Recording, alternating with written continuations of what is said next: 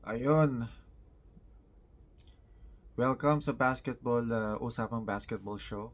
Ako nga pala si Jonas at pag-usapan natin yung katatapos lang na Game 6 between the Minnesota Timberwolves and the defending champs Denver Nuggets. Ika nga ni Zaza Pachulia, Game 7 baby, Game 7! So may tayong Game 7 ngayon, tinambakan ng Minnesota Timberwolves ang Denver Nuggets by 45 points. Ano final score natin dito? 115 to 70. Tambak 45. Umabot pa ata ng 50 at one point during the fourth quarter. The tapos na siya, ano pa lang eh. First quarter. Tapos na. Maganda yung pinakita ng Denver nung una, mag-relax sila. They were up 9-2. Tapos nag-pick up yung depensa ng Minnesota Timberwolves. Biglang nagkaroon sila ng 20 o 22-0 run, no? From 9-2 naging 22-9. So tinambakan kagad. Bigla na tinambakan ng Denver Nuggets. Ilang minuto lang, mga 5 minutes span o almost 6 minutes, hindi nila pina-score ang Denver Nuggets. At yun na yung naging kwento ng buong laro. Simula nun, wala na, nahihirapan na yung Denver Nuggets makabalik. Napababa nila ng 14, tapos wala. Kitang-kita talaga yung athleticism ng Minnesota Timberwolves sa larong ito, no? Sila yung mas athletic eh. Jaden McDaniels, of course, Anthony Edwards, si Rudy Gobert, kahit paano, di ba? Athletic din. Si Carl Anthony Towns, so six man of the year, si Naz Reid. Tapos yung pinsan ni SGA, si Nickeil Alexander Walker. Yung mga athletic, yung mahaba. Kahit mag-switch, kanila bantayan eh. Pero lang si Gobert, ano. So, ang ganda yung adjustment na ginawa ng Minnesota Timberwolves matapos na kainin ng buhay ni Nikola Jokic si Rudy Gobert nung Game 5. Nag-adjust sila. So, ginawa ni Coach Finch si Karl Anthony Towns na yung pinababantay nila kay Jokic, primary defender ngayon, si Karl Anthony Towns, kasi mas mabilis yung lateral eh, yung lateral movement niya kaysa kay Rudy Gobert. Hindi ko nga alam ba't nanalo sa Rudy Gobert eh. Defensive Player of the Year. Kasi most of the time nasa ilalim lang yan eh, nag-aabang na lang ng butata, rebound, yun lang, di ba? Para sa akin mas mahalaga yung mga nasa perimeter. Mas gusto ko yung nananalo yung mga power forward, small forward, shooting guard. Kasi sila yung mismo nasa linya. First line of defense. Nasa sila talaga yon. Kung ano man yung nakuha ng mga sentro ngayon, dahil, di ba, maganda rin siguro yung, maganda yung, basta, di ako pabor sa laging sentro yung nakuhang defensive player of the year. But otherwise, maganda pinakita ng Minnesota Timberwolves ngayon. So, sino bang kumana? Anthony Edwards, of course, led the Timberwolves with meron siyang 27 puntos, Maganda yung ginawa ni Anthony Edwards na adjustment ngayon. Kapag nasa kanyang bola, hindi na niya inaantay yung double team na dumating. As much as possible, atake. Kagat, atake, 3 points. Kasi na last game halos lahat ng possession na nasa kanya yung bola, dino-double. Ngayon, dino-double team din siya, pero at least umiikot yung bola.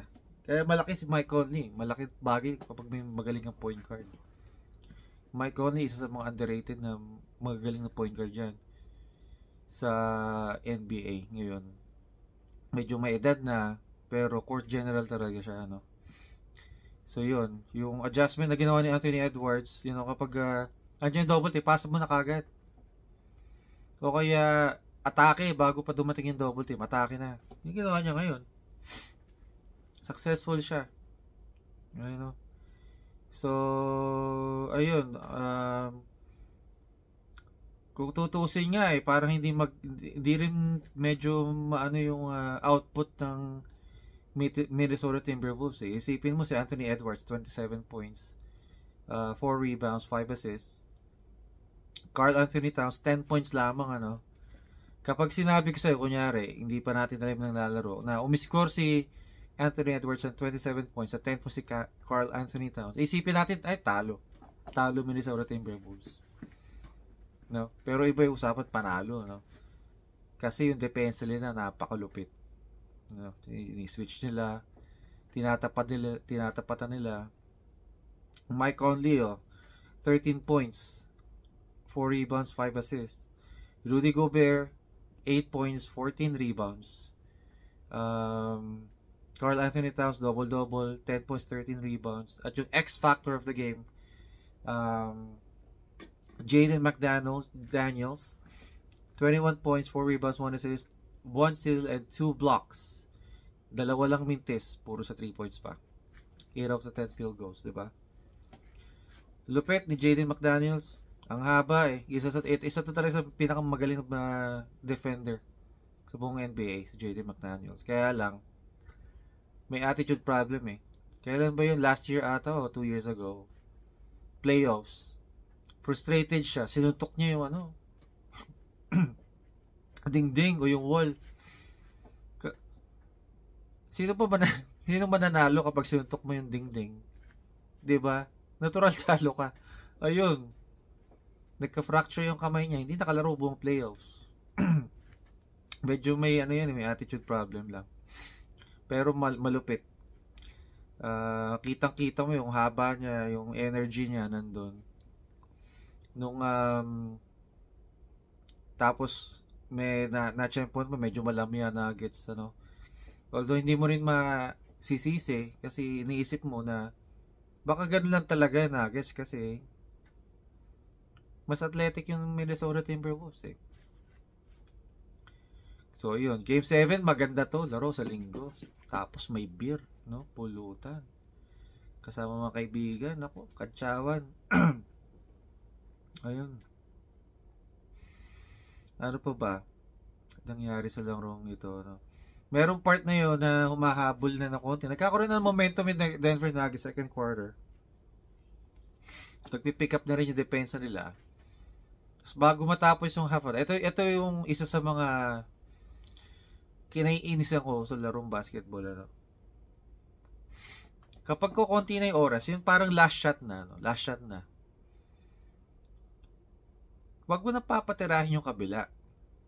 No, kahit maubos yung bola, maubos yung oras, ano. Kahit maubos yung oras, hindi nakatira. Okay lang. At least hindi rin nakatira yung kabila.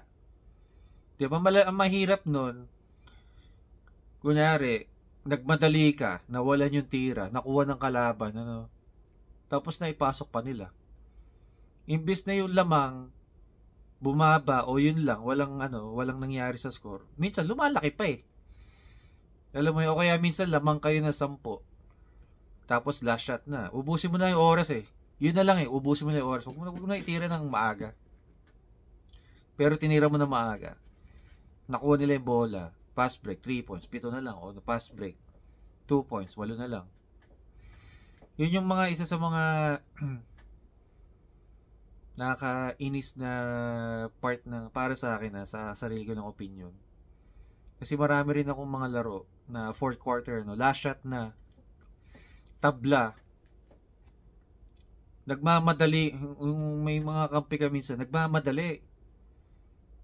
'Di ba? Tapos natatalo pa kasi nakatira pa 'yung kabila na foul. Na rebound ng kabila na foul. Meron akong game na ganun. 10 seconds na lang. Tablay laro. Nagmadali. May nakuha ng kabila yung kalaban. Mayroon pang 4 seconds out to 3 seconds. Napal pa namin. Penalty. Talo. So, yung second quarter, may tumire. Tapos na rebound ni Gordon. Aaron Gordon. Imbis na just hold on to the ball until the buzzer sounds, binato niya na malamya. Tapos nakuha pa ng Minnesota Timberwolves. 9 seconds na lang ha. Ubusin mo lang yung oras eh. Diba? Tapos nakatira pa yung Minnesota Timberwolves. Ngayon, tumira na. Nawala na yung tira eh. Nawala na eh. Kaya lang minsan tendency ng mga tao. Ito. Pag wala ng oras, wala na, papabayaan na. Pero si Jaden McDaniels, sinusundan pa rin yung laro. Nawalan yung tira, rebound niya, follow up, pasok. So, imbis na bumaba yung lamang o ganun lang yung lamang, napalaki ulit nila dahil lang doon. Tapos nag-carry over na, third quarter, fourth quarter, hanggang sa sumuko na yung Nuggets, They waved the white flag early in the fourth. Pinasok na yung mga bench. So, wala eh. Kahit anong gawin ng Nuggets, wala sila sagot eh. Si Jamal Murray, walang nagawa. He started 0 out of 4, 0 out of 5. Nasira na yung rhythm niya. Kasi rhythm player yan eh. Si Jamal Murray. Kailangan sunod-sunod yung basket niya. Tapos nag-iinit bigla. Pero pag nag-iinit siya, dire-diretso na. Wala siya nagawa. Ano ba yung stats niya ngayon? 10 points lamang, 80 na tira, 4 lang yung na-shoot. So, 22.2% field goal percentage. Nikola Jokic, 9 out of 19, 22 points, 9 rebounds, 2 assists lamang. Diba? Hindi kayo mananalo kung ganyan ang stat line ni Nikola. 2 assists. Diba? Ibig sabihin, hindi mo na medyo na-involve yung mga kampi mo. Michael Porter Jr., isa sa mga X-Factor ng Denver Nuggets, 8 points lamang, 3 out of 9, 1 out of 6 3-point field goals. Aaron Gordon, 12 points, 8 rebounds. Diba? Hindi na pumapasok yung tres nila nung una pa lang eh. Pero pinipilit. Pero ang big story is, other than the defense, this is the rebounding part of the game. Out-rebounded, offensive rebounds, napakaraming offensive rebounds ng Minnesota Timberwolves. In total stats nila for the rebound is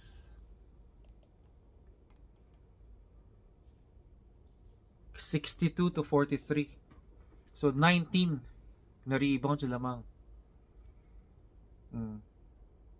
Tapos Minnesota tawag dito. Denver Nuggets, 30.2% lang yung field goal percentage. Ang ganda ng depensa. So yun, maganda laban to sa linggo, game 7, Sino tingin ko mananalo? Ako, tingin ko Timberwolves eh. Kasi mas mahaba sila. Mas may depensa. At feeling ko, na-figure ito nila yung depensa ng Nuggets na pinapakita na. Ewan ko na magiging adjustment ng Nuggets ngayon. Kailangan nila, they need a monster game from their duo, diba? Si Jamal Murray at si Nikola Jokic. So yun lamang, kung nagustuhan nyo tong video na to, paki-like na lang at paki-subscribe na rin. At ayun lang. Peace.